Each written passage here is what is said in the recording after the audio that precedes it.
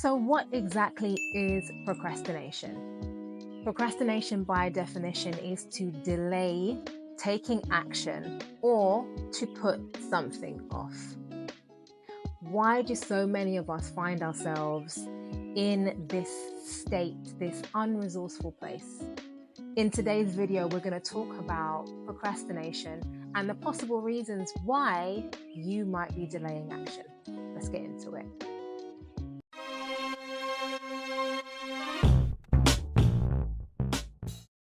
What's up, guys? Welcome back to the channel. My name is Sabrina Naayantara and this is Manifest with Naayantara.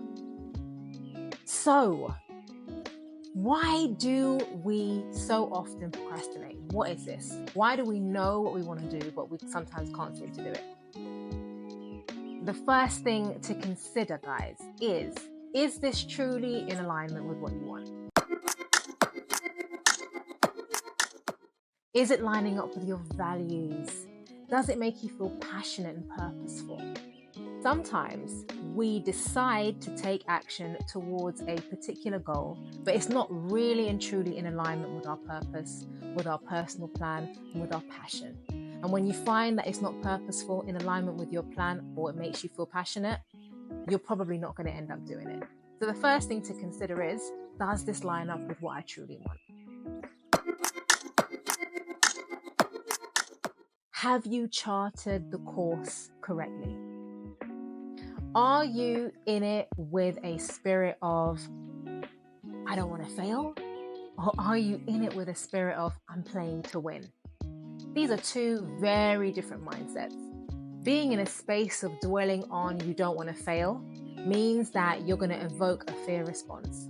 Whenever you evoke a fear response within yourself, you're going to find that you're going to want to avoid what it is that you've decided to do. However, when you're in a spirit of, I'm playing to win, it means that you're going to put yourself in a powerful position, something that's going to bring you exactly what you want. You're going to be in a state where you have the behaviors, the mindset, and the attitude that's going to keep propelling you forward as opposed to holding you back. So consider if you have charted your course correctly and if the mindset that you're carrying is helpful or harmful. Think about those things, examine your belief systems, examine your thoughts around what it is that you've decided that you want to achieve. If you're in a space, like I said already, of dwelling on, I don't want to fail. What if I fail? What if I don't succeed? That's an unresourceful state, and that's only going to lead to unresourceful behaviors. So try your best to flip the script. Look at how you are operating and decide, change your mind, and tell yourself, I'm in it to win it. Have you set achievable goals? Have you got the destination in mind of what you want ultimately and really broken it down into itty bitty size chunks? When you break it down into small, tiny, manageable sizes, and you're taking steps every single day, doing those manageable things alongside everything else that you've got going on in your very busy life, you then set yourself up for success. When we take on tasks that are a little bit too big or make us feel overwhelmed, again, it evokes a response within us that is an anxiety response, making us therefore want to avoid it. The brain and the body do not want to feel anything to do with anxiety. It does not want to be in a space of anxiety and it will avoid it as much as possible. So give yourself a fighting chance. Break it down into small, tiny, itty bitty, achievable sizes. And every single day, take those small little steps, because once you take them day by day, before you know it, you've gone up a whole flight of stairs and you're so much closer to what it is that you want to achieve.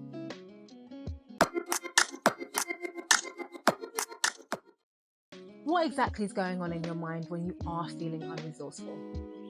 Everybody on their course to any kind of goal, large or small, at points in time find themselves feeling unresourceful. What are you doing to manage those situations effectively? Consider reframing situations as you go along. Be your own therapist. Attempt to reframe the situation by smiling. Use what's in your toolbox and is easily accessible to you. Smile. Do a few jumping jacks. Get that body moving. Why do you want to do something like this? Because you want to help your body to feel better in that moment. Instead of avoiding and not doing what it is that you feel like you should be doing in order to get to your goal, you want to reframe that situation. Flood your body, flood your system with those good feeling hormones so that you can actively move forward in your goal, with your tasks every single day.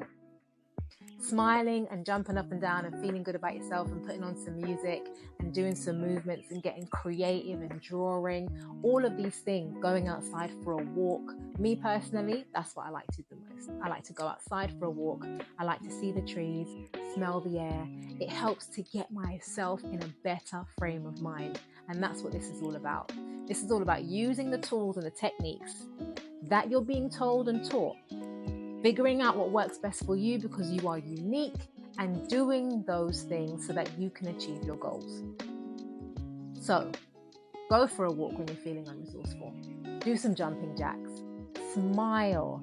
Release those positive endorphins in your brain that make you feel good and flood your system with feel-good hormones.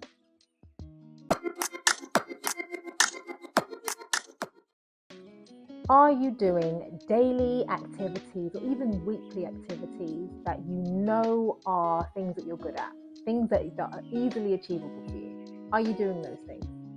When you set yourself super achievable goals, this could be anything, guys, really anything. Making a fantastic meal can be an achievable goal. Something that you know that you do well. When you set yourselves those things to do on a daily basis, on a weekly basis, what you end up doing is you end up stacking evidence in your favor that tells your subconscious self, that tells your mind that you're completely capable of doing what you set out to do. This is a small little hack for you to keep yourself in a position where you can maintain a positive belief about yourself. This assists your inner self to trust you, and it builds your self-esteem and your confidence level. So if you're not doing that, get doing it. Pick something that you know you've got hands down and do it regularly. All it's going to do is boost your self-esteem. It's going to make you feel like you always achieve what you set out to do, and that's going to assist you when it comes to the goal that you have set for yourself.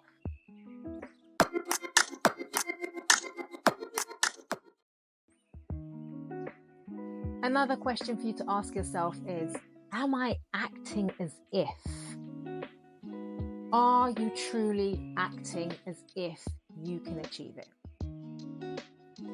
It's a question worth considering.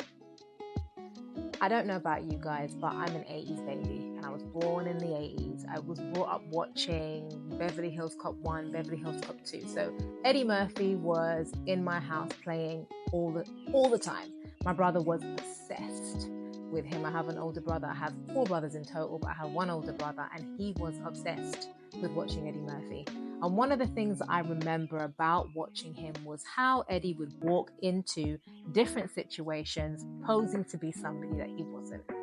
He acted as if he was that person with absolute certainty, and whoever it is that he was speaking to had no choice but to believe him, because, oh my gosh, who would have the audacity to walk into our establishment and tell us a lie, right? Eddie didn't care. I know he was acting. He was method acting. He was so into that role, and when he was playing another role in the role that he was in. So, take heed. Method act your way to what it is that you want. If you're acting as if you can achieve it, you are a step closer to achieving it.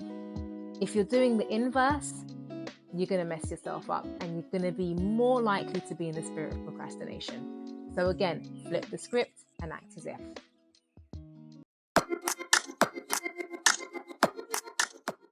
Lastly, are you taking care of yourself along the way?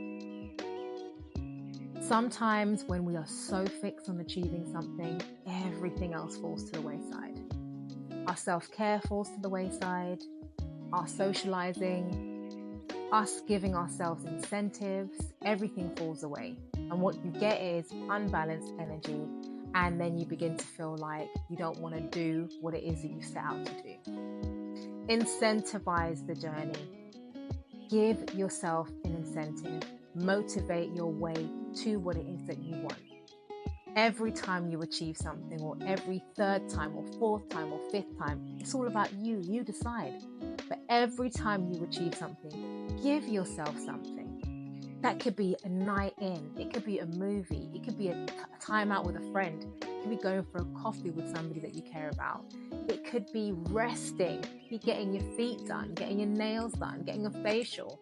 I don't care what it is, but incentivize it so that when you do it and you say, look, what we have achieved, I'm going to give you this now. Again, you're flooding yourself with feel-good hormones, because when you do go and do that thing that makes you feel so good, you can exhale in that moment and feel like, okay, I feel like I've rested. I gave myself a minute. Now we can get back to it. Burnout is never cool. Burnout is never cool. Okay, it's not cool to burn out. So don't even bother to get yourself in that position. A lot of people do say, buckle down and get it done and get the job done and really focus on it. And that's not to say that you're not going to be focusing on it, but there's nothing wrong with you giving yourself rest periods in between. Respite is always going to be a good thing for you to do. And for you to give yourself that moment just to recuperate, that's something that I'm always going to encourage you to do. So make sure that you are incentivizing the journey. So remember, procrastination is not necessarily a terrible behavior. Sometimes you've just picked something that just doesn't align with what you truly want. Reflect and get in touch with what it is that you want. Find out. And then move forward with a firm decision.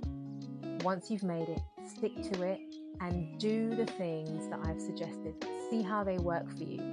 Find out what other things you can potentially do to help, to motivate and inspire you along the way. My name is Sabrina Naayantara. I am a mindset coach and an inner peace facilitator. For any of you that need any help with this, please hit me up. I'm always here to help. And drop me a comment. What do you do? How do you get through procrastination? We all suffer from it from time to time, and you're not alone. Like, share, subscribe, and all of that good stuff. And I'll see you guys in about a week. Peace.